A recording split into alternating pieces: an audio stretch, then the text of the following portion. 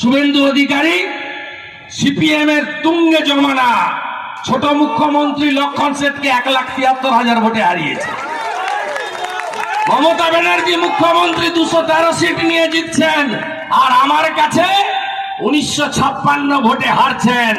আর আপনি যতদিন বেঁচে থাকবেন আপনার কানে বাজবে শুভেন্দুর কাছে হেরেছি হেরেছি হেরেছি হেরেছি।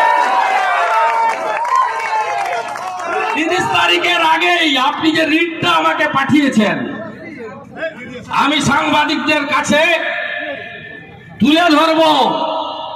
আপনি যত কথা বলেন নন্দীগ্রাম না হলে 14ই মার্চ, না হলে 16ই মার্চ 2007 মহেশ্বেতা দেবীর ডাকে সিভিল সোসাইটি মিছিল না করলে আপনি দিদি থেকে দিদিমা হয়ে যেতেন, কোনোদিন মুখ্যমন্ত্রী হতেন না।